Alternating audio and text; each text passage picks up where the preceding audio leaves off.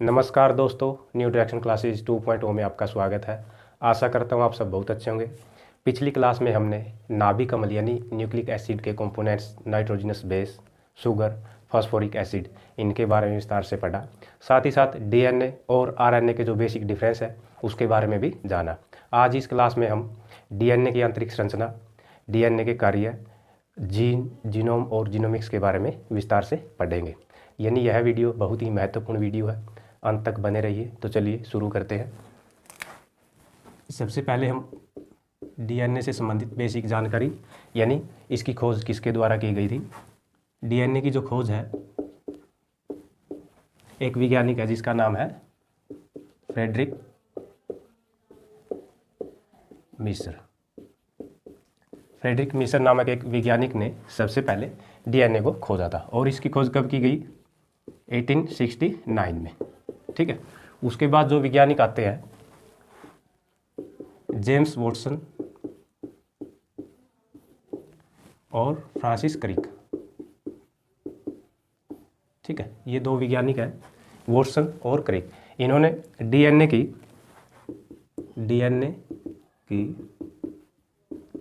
आणविक संरचना का उद्घाटन किया। यानी डीएनए का जो स्ट्रक्चर है वो किसके द्वारा दिया गया? वॉटसन और क्रिक के द्वारा। और यह इनके द्वारा कब बताया गया? 1953 में। ठीक है। और इसी को लेकर 1962 में इनको, वॉटसन और क्रिक को, नोबेल पुरस्कार से सम्मानित किया गया। ठीक है। खोज किसके द्वारा की गई? फ्रेडरिक मिशर द्वारा। और जो डीएनए की संरचना है, स्ट्रक्चर है, वह किसके द्वारा दिया गया? वॉटसन और क्रिक द्वारा। ठीक है। और अगर हम बात करें इसके स्ट्रक्चर की, डीएनए के स्ट्रक्चर की, कुछ इस प्रकार का इसका डीएनए का स्ट्रक्चर होता है। आपने कई बार देखा भी होगा, पढ़ा भी होगा। ठीक है। और इसकी जो आंतरिक संरचना है कुछ इस प्रकार से होती है। ठीक है। और इसका क्या नाम दिया गया? इसको हम double helical structure of DNA, यानी इसको क्या बोला जाता है? डीएनए का द्विकुंडलिनी संरचना।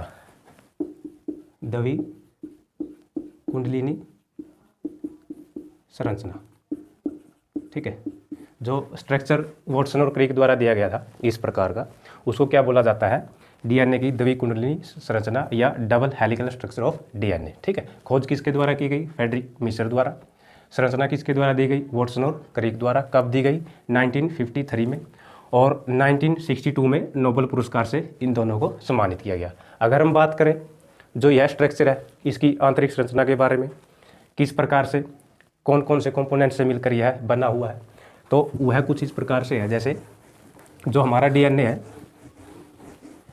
उसकी आंतरिक संरचना, डीएनए की आंतरिक संरचना यानी डीएनए किन किन कंपोनेंट से मिलकर बना हुआ है उसके बारे में देख लेते हैं। ठीक है। सबसे पहले हमने देखा था जो डीएनए का स्ट्रक्चर है उसको हम क्या बोलते हैं? Double helical structure. ठीक है। इसमें जो ये शब्द है डबल, इसका मतलब क्या है? जो यह इसकी आंतरिक संरचना है वह बहुन्यूक्लियोटाइड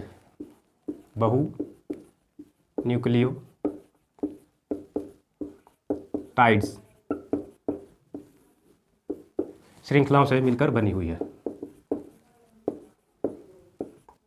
श्रृंखलाओं से मिलकर बनी हुई है। ठीक है। किससे मिलकर बनी हुई है? बहुन्यूक्लियोटाइड्स, या हम इसको क्या बोल सकते हैं? पॉलीन्यूक्लियोटाइड। ठीक है। पॉलीन्यूक्लियोटाइड की एक चैन है, श्रृंखला है, जो भी आप इसको कहना चाहें। ठीक है। और यह बहुन्यूक्लियोटाइड की कितनी श्रृंखलाएं हैं? 2। कितनी श्रृंखलाएं हैं? 2। ठीक है। इसलिए इसको क्या बोला जाता है? डबल। ठीक है। हेलिकल मतलब कुंडलिनी या कुंडलित। ठीक है। दोहरी कुंडली से निर्मित यह संरचना होती है, इसलिए इसको डबल हेलिकल स्ट्रक्चर भी बोला जाता है। अगर हम बात करें यहाँ पे, ये जो न्यूक्लियोटाइड होता है ये क्या होता है? ठीक है। पहले भी हम पिछली क्लास में इसके बारे में विस्तार से समझ चुके हैं। ठीक है। आप प्ले लिस्ट में जाकर उस वीडियो को देख सकते हैं, लेकिन फिर भी यहाँ पर एक बार उसको थोड़ा उसकी चर्चा कर लेते हैं क्या होता है। न्यूक्लियोटाइड्स और न्यूक्लियोसाइड, ये दो टर्म होती है हमारी। साइड्स और न्यूक्लियोटाइड्स, ठीक है, या साइड या टाइड्स जो भी आप कहना चाहें, ठीक। तो ये क्या होता है, हमने देखा था जो शुगर होता है, ठीक है, इसके साथ क्या जुड़ा हुआ होता है, नाइट्रोजनस बेस, नाइट्रोजनस बेस, इसके साथ क्या जुड़ा होता है, नाइट्रोजन बेस। और नाइट्रोजनस बेस में क्या क्या होते हैं, ये 5 प्रकार के होते हैं, एडेनिन, ग्वानिन, थाइमिन और साइटोसिन, और एक लास्ट में होता है यूरेसिल, ठीक है। अगर हम बात करें सिर्फ डीएनए को लेकर, तो डीएनए में कितने प्रकार के पाए जाते हैं, सिर्फ 4 प्रकार के, यानी इसमें क्या नहीं होता, यूरासिल नहीं होता, तो एडेनिन, ग्वानिन, थाइमिन और साइटोसिन इसमें पाए जाते हैं, ठीक है। यानी कि शुगर के साथ इनमें से एडेनिन, ग्वानिन, थाइमिन और साइटोसिन, अगर इनमें से कोई भी एक जुड़ा हुआ मिले तो इन दोनों के समूह को हम क्या कहते हैं, न्यूक्लियोसाइड। क्या कहते हैं, न्यूक्लियोसाइड, ठीक है। इन दोनों के समूह को क्या कहेंगे हम, न्यूक्लियोसाइड। शुगर के साथ नाइट्रोजनस बेस का जुड़ा होना क्या कहलाता है, न्यूक्लियोसाइड। अगर हम शुगर के साथ, किसके साथ, शुगर के साथ फॉस्फेट या फॉस्फोरिक एसिड को जोड़ दे तो क्या होगा, इन तीनों का समूह होगा नाइट्रोजनस बेस, ठीक है। यहाँ तक क्या हमारा नाइट्रोजनस बेस, ठीक है, और ये हमारा शुगर, और ये क्या है, फास्फोरिक अम्ल। अगर ये इन तीनों का समूह हमें दिखाई दे तो इसको हम क्या कहेंगे, इन तीनों के समूह को न्यूक्लियोटाइड्स, NT से मैं इसको यहाँ पर लिख देता हूँ, ठीक है। तो न्यूक्लियोटाइड्स, न्यूक्लियोटाइड्स क्या होता है हमारा, शुगर, नाइट्रोजनस बेस और फास्फोरिक एसिड का, तीनों का इनका समूह को हम क्या बोलते हैं, न्यूक्लियोटाइड्स। और इसके आगे जो ये बहु लिखा हुआ है या पोली, जिसको इंग्लिश में हम कहते हैं पोली न्यूक्लियोटाइड्स। पोली का मतलब एक से ज़्यादा संख्या में, यानी जो न्यूक्लियोटाइड्स होते हैं उनकी एक से ज़्यादा संख्या होती है, एक से ज़्यादा मतलब 100, 1000, लाखों, करोड़ों में इनकी क्या होती है, संख्या होती है, ठीक है। और उनकी क्या होती है, एक श्रृंखला होती है। इसी को हम क्या बोलते हैं, बहु न्यूक्लियोटाइड्स या पोली न्यूक्लियोटाइड्स। इसको अगर हम चित्र के माध्यम से समझने का प्रयास करें, जैसे यहाँ पे देख लेते हैं, हम 2 चैन बना लेते हैं। पहली चैन हमारी ये यहाँ पे, एक चैन ये हुई, ठीक, इसको भी साफ कर देते हैं यहाँ पे, और एक चैन यहाँ पे, ठीक है। और ये जो चैन होती है हमारी, वो किससे निर्मित होती है, इसकी जो आंतरिक संरचना है, शुगर से और फॉस्फेट से, शुगर, फॉस्फेट, इस प्रकार से, ठीक है। इसी प्रकार यहाँ पर भी शुगर, फॉस्फेट, शुगर, फॉस्फेट,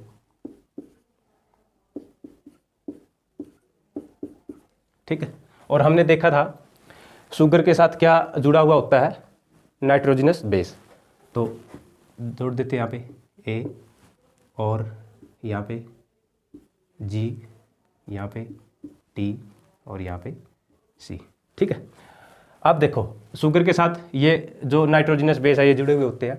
अब हमने एक चीज़ और पढ़ी थी लास्ट क्लास में, हमने देखा था जो एडेनिन होता है वह किसका पूरक होता है, यानी एडेनिन के विपरीत क्या मिलेगा, इस साइड में हमने देखा था थाइमिन मिलेगा। क्या मिलेगा, थाइमिन, ठीक है। और किसके साथ, जी के साथ, यानी ग्वानिन के साथ, यानी ग्वानिन की विपरीत दिशा में क्या दिखाई देगा हमें, साइटोसिन, ठीक है। अगर आपको सिर्फ ये श्रृंखला दी हुई है और पूछा जाए इसकी विपरीत क्या क्या आएगा, तो आप आंख बंद करके बता सकते हैं। जहाँ पर भी हमें A दिखाई देता है तो वहाँ पे क्या आएगा, इसके विपरीत दिशा में T, ठीक है। और जहाँ पर भी G दिखाई देगा उसकी विपरीत दिशा में, यानी उसका पूरक या कॉम्प्लीमेंट्री क्या होगा, C होगा, ठीक है। यहाँ पर हमें T दिखाई दे रहा है तो यहाँ पर क्या आएगा, A आएगा, ठीक है। और यहाँ पर अगर C दिखाई दे रहा है तो यहाँ पर क्या आएगा, G आएगा, ठीक। अब ये जो श्रृंखला हमारी इस प्रकार से बन गई, तो हम इसमें देखेंगे न्यूक्लियोटाइड्स कहाँ पे बने। जैसे ये शुगर है, शुगर के साथ क्या चिपका हुआ है, नाइट्रोजनस बेस यानी एडेनिन, और यहाँ पे क्या चिपका हुआ है, फॉस्फेट, ठीक है। तो हमने यही तो देखा था, जो तीनों का समूह है, शुगर का, नाइट्रोजनस बेस का, इनमें से कोई भी एक इसके साथ जुड़ा हुआ हो सकता है, और फॉस्फेट का, इन तीनों के समूह को हम क्या कहते हैं, न्यूक्लियोटाइड। तो एक न्यूक्लियोटाइड हमारा ये बन गया, ठीक है, और एक हमारा ये इसी प्रकार ये श्रृंखला चलती जाएगी, हजारों, लाखों, करोड़ों की संख्या में यह चलती जाएगी, ठीक है। तो एक श्रृंखला तो ये हुई, किसकी हुई है, ये न्यूक्लियोटाइड की, न्यूक्लियोटाइड की एक श्रृंखला, ठीक है। और किस प्रकार के न्यूक्लियोटाइड, एक से ज़्यादा है ये, ठीक है, मोनोमर, इस प्रकार से बहुत सारे मिलकर पॉलीमर्स, ठीक है, जैव बहुलक, पहली क्लासों में हमने इसके बारे में पढ़ा है। तो एक से ज़्यादा ये श्रृंखला न्यूक्लियोटाइड्स की बनी हुई है, तो इसको हम क्या बोलेंगे, पॉली, ठीक है। एक श्रृंखला ये हुई। इसी प्रकार एक यहाँ पर S के साथ C और P ये जुड़ा हुआ है, और इसी प्रकार यहाँ पे, और इसी प्रकार यहाँ पे आगे चलते जाए, ठीक है। तो एक श्रृंखला हमारी क्या होगी, ये हुई किस चीज़ की, पॉलीन्यूक्लियोटाइड्स की। तो ये दोनों श्रृंखलाएं, कितनी श्रृंखला हुई, एक और एक, ये कितनी, दो। तो हमने यही पढ़ा था, दो पॉलीन्यूक्लियोटाइड्स की क्या है, एक श्रृंखला है, चेन है, ठीक है। इस प्रकार से इसका आंतरिक संरचना है जो डीएनए की बनी होती है। अब बात हमारी ये आती है, क्या ये श्रृंखला ऐसे ही रहती है, क्या इसके बीच में कोई जुड़ाव नहीं है? तो बिल्कुल है। ए और टी के बीच में, यानी एडेनिन और थाइमिन के बीच में डबल हाइड्रोजन बॉन्ड बनता है। जी और सी के बीच में, यानी ग्वानिन और साइटोसिन के बीच में ट्रिपल हाइड्रोजन बॉन्ड बनते हैं, ठीक है। यानी जहाँ पर ए और टी, इसके बीच में double hydrogen bond, triple hydrogen bond, double hydrogen bond, triple hydrogen bond, ठीक है। इस प्रकार से यह क्या होगी, एक सीडी जैसी संरचना हमारे बीच बन के सामने आती है, ठीक है। और अगर हम इस सीडी जैसी संरचना को घुमाकर देखते हैं तो किस प्रकार की संरचना बनती है, हेलिकल टाइप की, यानी कुंडली टाइप की यह एक संरचना बन के आती है। जैसे इसको आमतौर पर किताबों में या बुक्स वगैरह में ऐसी संरचना नहीं दिखाई जाती, ये हमने सिर्फ समझने के लिए कि जो डीएनए है उसकी आंतरिक संरचना कैसी होती है, इस प्रकार से होती है, ठीक है। इस प्रकार से शायद आपने देखी हुई, जैसे ये हमारा शुगर, ठीक है, ठीक, इसको ऐसे कर लेते हैं,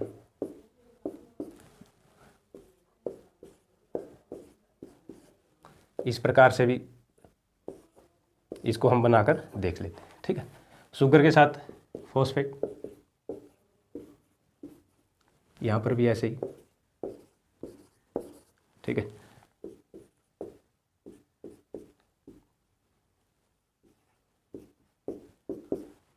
जैसे यहाँ पर देखा, और इसको भी ए के सामने क्या आएगा, टी आएगा, जी के सामने सी, और टी के सामने ए, और इसके सामने जी, ठीक है। और ए और टी के बीच में double bond, triple bond, double bond, triple bond, ठीक है। तो यह भी संरचना क्या है, इसी प्रकार से है। जैसे यहाँ हमारी क्या बन गई, न्यूक्लियोटाइड की एक चैन बनती है, इसी प्रकार यहाँ पे बनती है, ठीक। और इनके बीच में वही क्या, डबल बॉन्ड, ट्रिपल बॉन्ड, इससे यह क्या होता है, जुड़े हुए होते हैं, ठीक है। और अगर हम इसी श्रृंखला को घुमा देते हैं तो किस प्रकार की संरचना हमारे सामने आती है, जो हम अक्सर देखते हैं, बुक वगैरह में देखते हैं आमतौर पे, जैसे इस प्रकार की श्रृंखला, ठीक है। यह एक सीडी नुमा संरचना होती है। इसको अगर हम घुमा कर देखते हैं, या घुमावदार सीडी अगर आपने देखी हो तो कुछ इस प्रकार से होती है ये, ठीक है। और इसमें क्या होगा, इसको मैं थोड़ा सा इस प्रकार से ले लेता हूँ ताकि सल्फर और शुगर और फॉस्फेट को दिखाया जा सके, ठीक है। यहाँ पे भी, ठीक। तो इसमें वही ए जी टी सी, ए जी टी सी, ठीक है। और इसके अंदर क्या होगा, sugar phosphate, sugar phosphate, sugar phosphate, इस प्रकार से यह चलता रहेगा, ठीक है। शुगर फॉस्फेट, शुगर फॉस्फेट, ठीक। और यहाँ पे ए के विपरीत क्या होगा, टी, जी के सी, टी के वापिस ए आएगा, और यहाँ पे भी जी होगा। और इनके बीच में कैसा बॉन्ड, डबल बॉन्ड, जी और सी के बीच में ट्रिपल बॉन्ड होगा, टी और सी के बीच में डबल बॉन्ड, यहाँ भी triple bond, double bond, triple bond, double, triple, यही प्रक्रिया इसकी आगे चलती रहती है। यही डीएनए की आंतरिक संरचना होती है, ठीक है। तो आप देख सकते हैं इस प्रकार से क्या होगा, पॉलीन्यूक्लियोटाइड्स की एक चैन, और एक चैन ये पॉलीन्यूक्लियोटाइड्स की, इस चैन के अंदर क्या होगा, शुगर और फॉस्फेट से निर्मित होती है, ठीक है। और शुगर के साथ क्या जुड़ा हुआ, नाइट्रोजनस बेस, ठीक है, ए जी टी सी।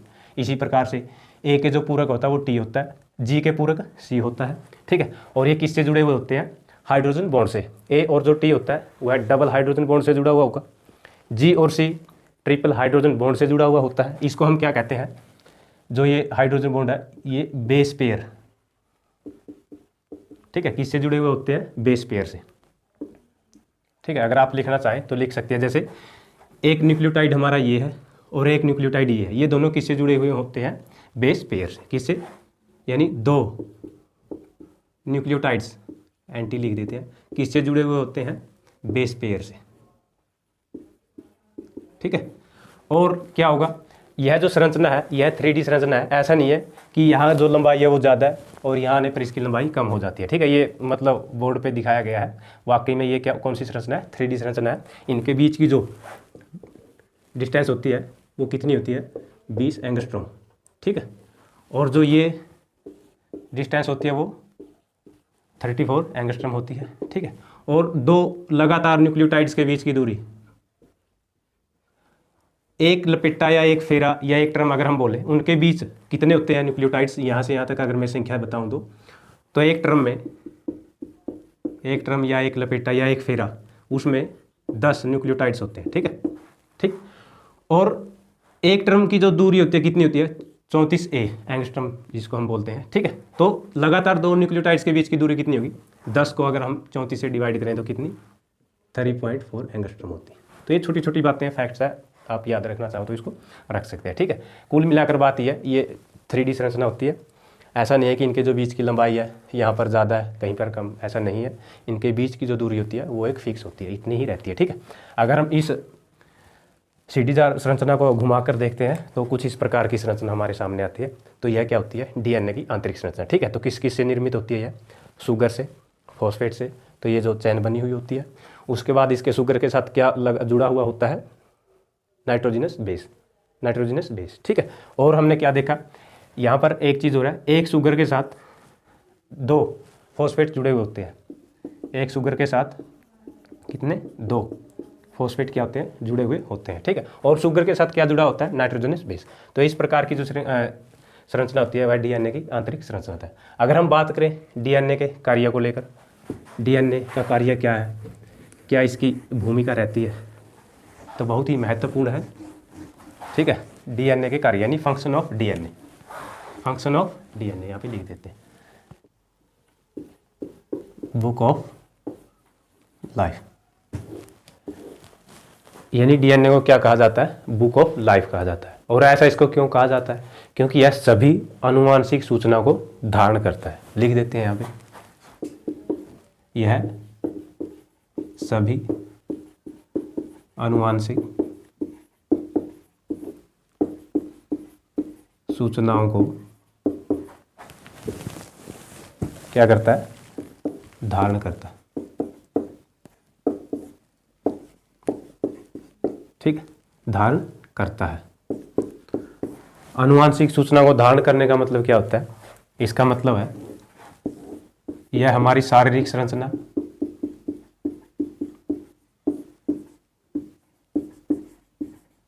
और जैविक प्रक्रिया, जैविक प्रक्रिया के विषय में सूचनाओं को धारण करता है, ठीक है। यानी डीएनए को क्या कहा जाता है, बुक ऑफ लाइफ। क्यों कहा जाता है, क्योंकि यह किसी भी जीव के, या अगर हम हमारी बात करें, मनुष्य की बात करें, तो सभी आनुवांशिक सूचनाओं को धारण करता है। आनुवांशिक सूचनाओं का मतलब शारीरिक जो हमारी संरचना होती है या जैविक प्रक्रिया के विषय में जो सूचनाएं होती है उनको धारण करने का यह कार्य करता है। और जो अगर हम बात करें शारीरिक संरचना और जैविक प्रक्रिया की, तो यह हमारी किस पर निर्भर करती है, यह हमारे माता पिता पर निर्भर करती है, ठीक है। आनुवांशिक मतलब जो हम में जो गुण है वो हमारे माता पिता से आए हैं, उनमें जो गुण है वो उनके माता पिता से आए होंगे। इसी प्रकार की जो सूचना है, हमारे गुण आगे हमारे बच्चों में जाने वाले हैं, तो उन्हीं सूचना को क्या कहते हैं, आनुवांशिक सूचना के अंतर्गत आती है, ठीक है। और हमारा शरीर का निर्माण किस प्रकार होगा, हमारी शक्ल किससे मैच कर रही है, ठीक है, हमारी आंखें किससे मिल रही है, तो इस प्रकार की जो सूचना होती है वो कौन धारण करता है, डीएनए धारण करता है। जैसे इसको समझ लेते हैं हम, इसको मैं साफ कर देता हूँ थोड़ा सा यहाँ से।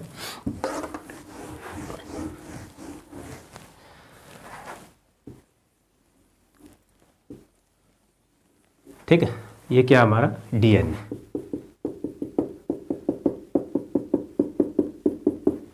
Double helical structure of DNA. इसमें मान के चलते हैं, यहाँ पर एक जीन है, एक भाग है, ठीक है, एक भाग ये हो गया, एक ये और एक ये। और इसमें जो सूचनाएं हैं हाइट को लेकर है, हमारी हाइट कैसी होगी, इसमें एक सूचना दी हुई है, मान के चलते हैं ब्लड ग्रुप क्या होगा, ठीक है। और यहाँ पे हमारा कलर क्या होगा, स्किन का जो कलर है वो किस प्रकार का होगा। इस प्रकार से सूचनाएं क्या होती है, कोडिंग फॉर्म में यहाँ पर धारण होती है, ठीक है। और इन्हीं को, जैसे ये जो सूचनाएं होती है, सबसे पहले तो हम देख लेते हैं जो ये सूचनाएं होती है, एक महत्वपूर्ण बात, जो ये सूचनाएं हैं जो डीएनए द्वारा धारण की जाती है सूचनाएं, वो किस फॉर्म में होती है? कोडिंग फॉर्म में, कोडिंग फॉर्म में, ठीक है, कूटबद्ध। किस प्रकार से होती है? कूटबद्ध, ये ऐसे, ठीक है। यहाँ पर हाइट से संबंधित सूचना है, ब्लड ग्रुप से संबंधित सूचना है, स्किन कलर से संबंधित सूचना है। इन्हीं को हम क्या कहते हैं? इन्हीं को हम फंक्शनल पार्ट ऑफ डीएनए कहते हैं, फंक्शनल पार्ट ऑफ डीएनए, या हम इसको कह सकते हैं कोडिंग पार्ट ऑफ डीएनए।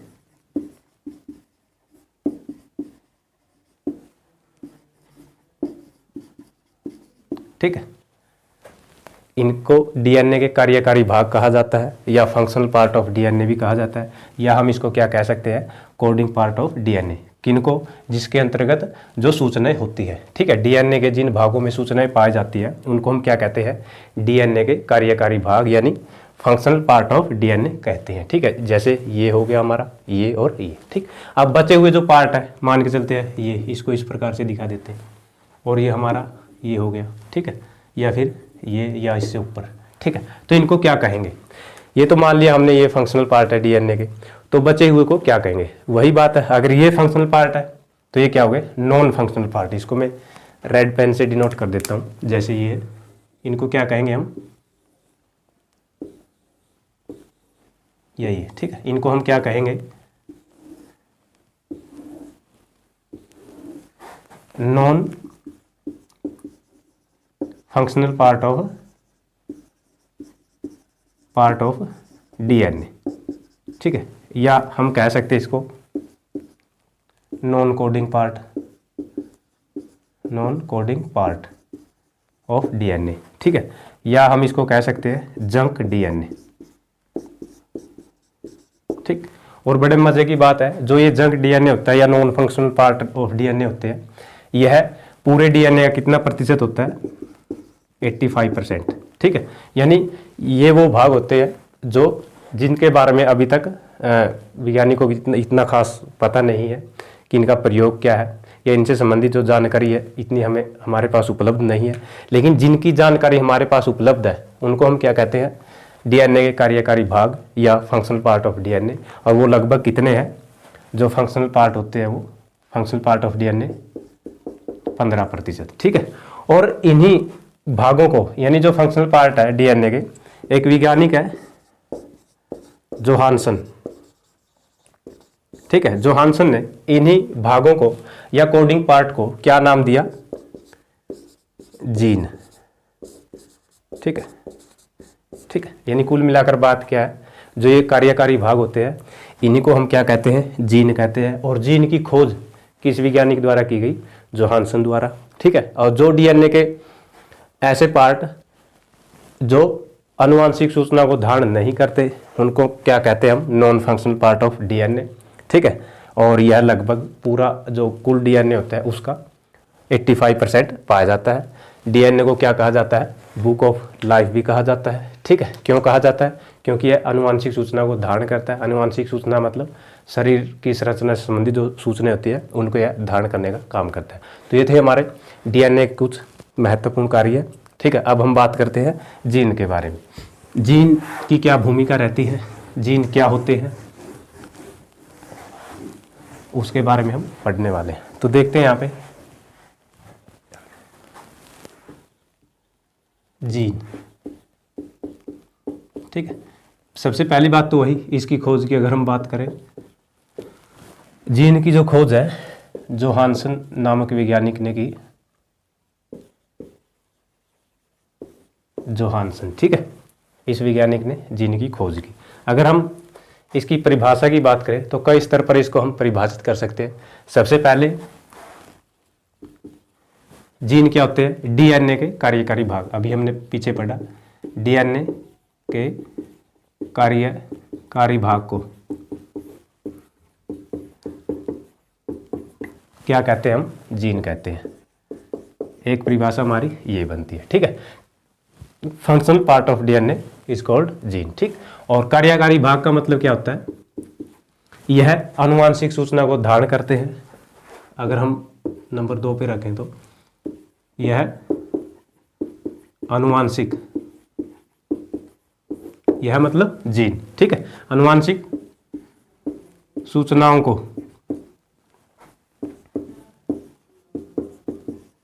धारण या प्रकट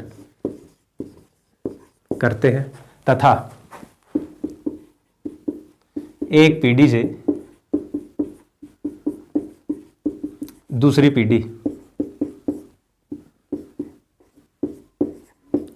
पीढ़ी तक स्थानांतरित करते हैं, ट्रांसफर करते हैं। ठीक है, यानी जीन क्या होते हैं? ये आनुवांशिक सूचना को धारण करते हैं या प्रकट करते हैं और उन्हीं सूचनाओं को एक पीढ़ी से अगली पीढ़ी तक क्या करते हैं? ट्रांसफर करने का काम करते हैं। ठीक है, अगर हम बात करें इसकी संरचना के आधार पर इसको परिभाषित करना चाहें, संरचना के स्तर पर, ठीक है, यानी जो जीन होती है उसकी संरचना कैसी होती है उस स्तर पर अगर हम इसको परिभाषित करना चाहें तो किस प्रकार से करें? जैसे हमने अभी पीछे पढ़ा, जो हमारा डीएनए होता है वो डबल हेलिकल स्ट्रक्चर होता है। ठीक है, इस प्रकार से हमने देखा।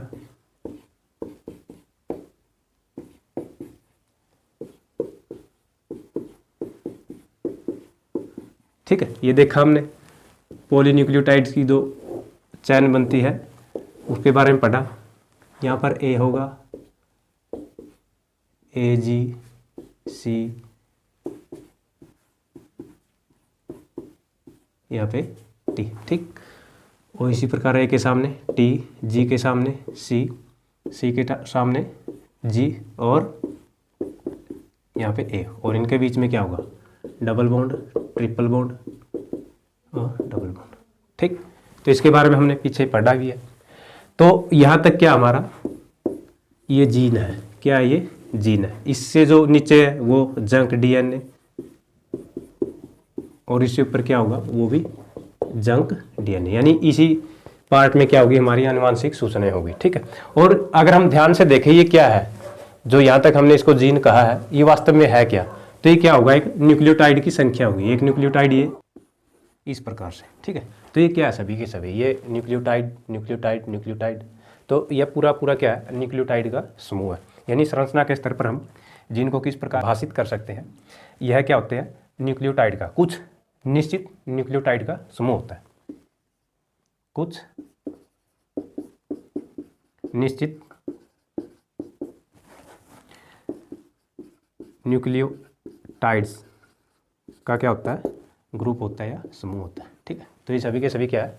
न्यूक्लियोटाइड्स के ग्रुप है। इसी को हम क्या कह सकते हैं? जीन कह सकते हैं। और हमने पीछे एक बात पढ़ी थी, जो जीन होते हैं वह हमारी शारीरिक संरचना और जैविक प्रक्रियाओं के संबंधित सूचनाओं क्या करते हैं? धारण करते हैं। हमने क्या पढ़ा था? शारीरिक संरचना और जैविक प्रक्रिया से संबंधित सूचनाओं को धारण करते हैं। बेसिकली ये इन सूचना को धारण नहीं करते, इनको धारण करने वाले यानी इनका संचालन करने वाले जो जीन होते हैं, इसको हम कह सकते हैं जीन होते हैं जो वह डीएनए के वे भाग होते हैं जो शारीरिक संरचना के निर्धारण और जैविक प्रक्रिया के संचालन के लिए उत्तरदायी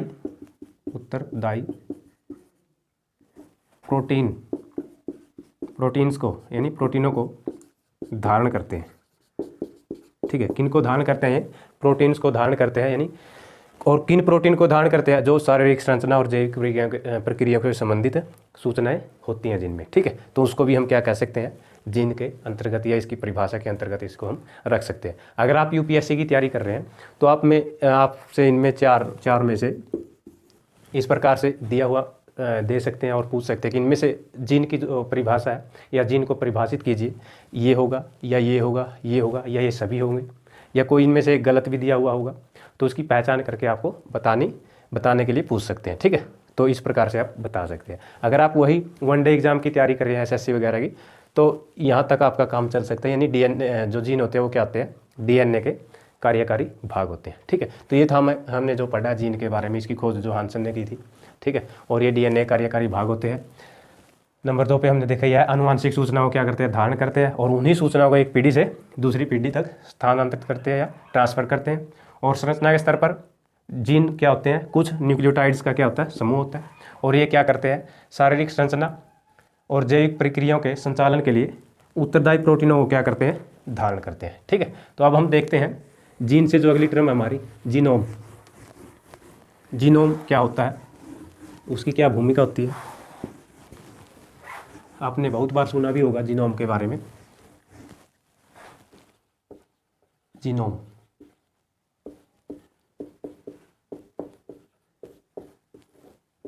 ठीक है, जीनोम यानी इंटायर सेट ऑफ डीएनए। अगर हम इसको आसान भाषा में समझें, यानी किसी भी जीव के कुल डीएनए का समुच्चय, किसी भी जीव के कुल डीएनए का समुच्चय, समुच्चय मतलब सेट। ठीक है, सेट मतलब अगर आप यूपीएससी की तैयारी करें तो आपके पास बुक है, हिस्ट्री, पॉलिटिकल, जियोग्राफी, साइंस वगैरह, सभी की सभी बुक अगर हम इकट्ठा कर लें तो उसको हम क्या कहेंगे, सेट ऑफ बुक, बुकों का एक समूह या समुच्चय इसको हम बोल सकते हैं। ठीक है, किसी भी जीव के कुल डीएनए का, ठीक है, ध्यान रखना जीन का नहीं, डीएनए का समुच्चय यानी इंटायर सेट ऑफ डीएनए। इसका मतलब कोशिका में जिस भी कोने पे डीएनए पाया जाता है, हमारे शरीर को अगर हम मान के चलते हैं, जहाँ जहाँ भी डीएनए पाया जाता है कोशिकाओं में, जहाँ पर भी किसी भी कोने में जिस प्रकार का भी डीएनए पाया जाता है, उसको हम किसके अंतर्गत लेते हैं, उस सभी का जो सेट होता है या उसका सभी का समुच्चय किसके अंतर्गत आता है, जीनोम के अंतर्गत आता है। अगर हम देखें इसको और आसान भाषा में समझने का प्रयास करें, जैसे अगर हम सामान्य वर्गीकरण करें डीएनए का वर्गीकरण, हमने देखा अभी तक जो डीएनए होता है, ठीक है, कितने प्रकार, स्रोत के आधार पर, और यहाँ पे हम ले लेते हैं कार्य के आधार पर। ठीक है, डीएनए जो होता है वह एक स्रोत के आधार पर और कार्य के आधार पर। स्रोत के आधार पर न्यूक्लियर डीएनए मतलब जो केंद्रक में पाया जाता है, न्यूक्लियस में पाया जाता है। ठीक है, और दूसरा जो न्यूक्लियस में नहीं पाया जाता यानी गैर केंद्रकीय डीएनए, या हम इसको एक्स्ट्रा, ये बोलना ठीक रहेगा, एक्स्ट्रा न्यूक्लियर डीएनए। ठीक है, और ये एक्स्ट्रा न्यूक्लियर डीएनए कहाँ पाया जाता है, ये नाभिक में तो पाया नहीं जाता, तो ये कहाँ पर पाया जाता है, माइटोकॉन्ड्रिया में। और कहाँ पे, अगर हम पेड़ पौधा की कोशिका की बात करें तो हरित लवक में, हरित लवक।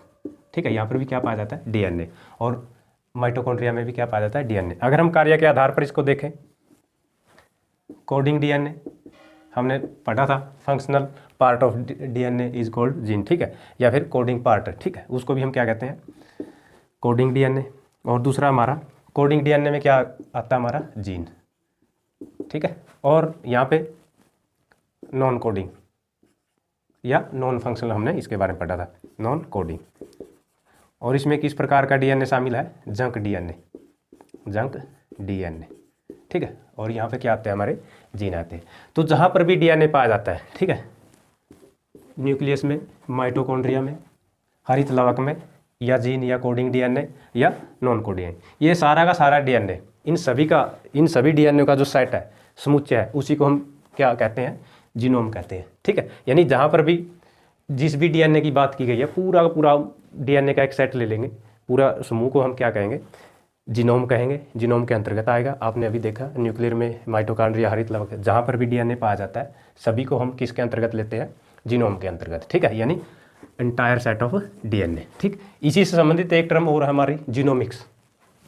कौन सी, जीनोमिक्स। जीनोमिक्स किसे कहते हैं,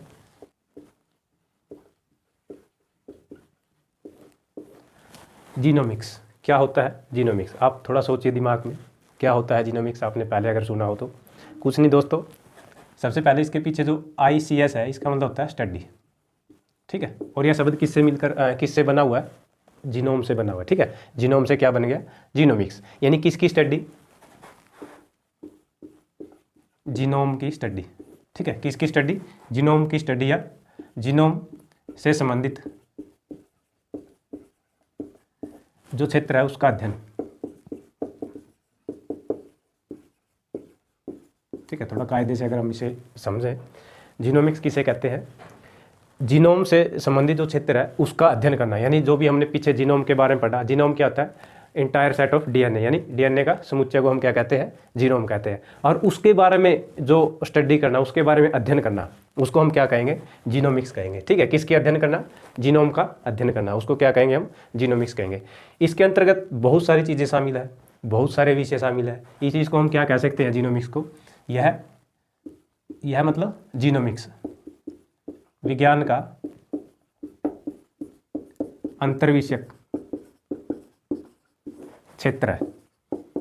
अंतर्विषयक क्षेत्र का मतलब इंटरडिसिप्लिनरी, ठीक है। इसका मतलब क्या होता है? जो यह विज्ञान का क्या है? अंतर्विषयक क्षेत्र है। इसका मतलब इसमें बहुत सारे विषय शामिल है। इसको मैं यहाँ से साफ कर देता हूँ। इसमें बहुत सारे विषय शामिल है, ठीक है। बहुत सारे विषय का मतलब जैसे, और विस्तार से समझने का अगर हम प्रयास करें तो इसके अंतर्गत, किसके अंतर्गत? जीनोमिक्स के अंतर्गत क्या क्या शामिल है? जीनोमिक्स के अंदर जीनोम का अध्ययन, जो अभी हमने समझा, या इसकी स्टडी, ठीक है। और क्या? मानचित्रण, ठीक है, मैपिंग जिसको हम बोलते हैं, ठीक है। संपादन, एडिटिंग जिसको हम बोलते हैं, ठीक है। ये सभी के सभी विषय इसके अंतर्गत शामिल है। अगर हम बात करें अध्ययन को लेकर, अध्ययन में भी किस प्रकार का अध्ययन? संरचनात्मक, स्ट्रक्चरल स्टडी जिसको हम बोलते हैं। और किस प्रकार का अध्ययन? कार्यात्मक,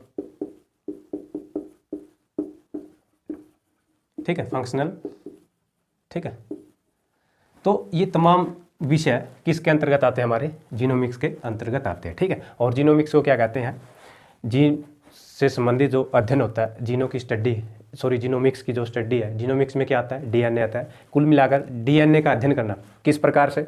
उसका अध्ययन, मैपिंग, डीएनए की मैपिंग और डीएनए की एडिटिंग, ये तमाम जो टॉपिक है वो हमारे किसके है? प्रौद्योगिकी के संबंधित ये टॉपिक है हमारे, टेक्नोलॉजी से। आगे कभी मौका मिला तो इसके बारे में विस्तार से पढ़ेंगे। फिलहाल हमारा इतना ही काफ़ी है। जीनोमिक्स क्या होता है? जीनोम से संबंधित जो अध्ययन है उसको हम क्या कहते हैं? जीनोमिक्स कहते हैं। जीनोम क्या होते हैं? डीएनए का समुच्चय या सेट को हम क्या कहते हैं? जीनोम कहते हैं। तो ये इतनी सारी चीज़ें थी आज की वीडियो में। इससे संबंधित एक टॉपिक और हमारा रहता है डीएनए रेप्लिकेशन। पिछली वीडियोज़ में हमने डीएनए रेप्लिकेशन के बारे में थोड़ा थोड़ा पढ़ा था। डीएनए रेप्लिकेशन, ठीक है। क्या होता है डीएनए रेप्लिकेशन? डीएनए रेप्लिकेशन क्या होता है? यह ज़्यादा कॉम्प्लिकेटेड नहीं है। जिस प्रकार हम किसी भी डॉक्यूमेंट्स की क्या करवाते हैं? फोटोकॉपी करवाते हैं। उसमें हम क्या देखते हैं? जो हमारा ओरिजिनल डॉक्यूमेंट्स है उसके जैसी बहुत सारी क्या होती है? कॉपीज़, फोटोस्टेट निकलती है या प्रतिलिपि निकलती है। ठीक उसी प्रकार डीएनए रेप्लिकेशन भी क्या है? फोटोस्टेट ही है, फोटोकॉपी है। किस चीज़ की? जो हमारा मूल अणु, मूल डीएनए मॉलिक्यूल्स होता है या अणु होता है, उसी की फोटोकॉपी बनना, ठीक है। उसी की क्या? दो या अधिक कैसी? समरूप। समरूप मतलब बिल्कुल ऐसे का ऐसा डीएनए, दो या दो से अधिक डीएनए के रूप में निर्माण होना। जो मूल डीएनए है हमारा, उसका दो या दो से अधिक समरूप प्रतिलिपि या कॉपी। समरूप कॉपी को क्या कहते हैं हम? प्रतिलिपि, ठीक है। प्रतिलिपि या फोटोकॉपी इसको हम बोल सकते हैं। उनके निर्माण की प्रक्रिया, निर्माण की प्रक्रिया क्या कहलाती है? हमारी डीएनए रेप्लिकेशन कहलाती है। जैसे ये हमारी सेल है, कोशिका है, ठीक है, जिसको हम क्या बोलते हैं? मदर सेल, ठीक। और इसमें मान लेते हैं हम, ये हमारा क्या है? डीएनए अणु है, ठीक है। इसके जो कोशिका, इसका हम क्या कर देते हैं? डिवाइड, या इसका क्या होता है? विभाजन होता है। और क्या बनती है? दो कोशिकाओं का निर्माण होता है, जिसको हम क्या बोलते हैं, संतति कोशिका या डॉटर सेल, ठीक है। और इसको क्या बोलते हैं हम, मातृ कोशिका या मदर सेल बोलते हैं, ठीक। इसी प्रकार जो हमारा डीएनए है, ये ओरिजिनल मॉलिक्यूल है डीएनए का, ठीक है। इसका जो अगली कोशिका होती है संतति कोशिका में, उसमें इसी के समरूप, इसी जैसा डीएनए का निर्माण होना, ठीक है, एक से ज़्यादा, सेम बिल्कुल वही पोजीशन, सभी की सभी चीज़ें जो मुख्य जो डीएनए है, अणु है, उसमें है, वही की वही सभी चीज़ें कहाँ पर मिलेगी हमें, जो डॉटर सेल होती है उनमें पाई जाती है। तो इसी को हम क्या कहते हैं, डीएनए रेप्लिकेशन कहते हैं। और इसके बारे में हमने कहाँ पढ़ा था, सेल डिवीजन में पढ़ा था, कोशिका विभाजन में पढ़ा था।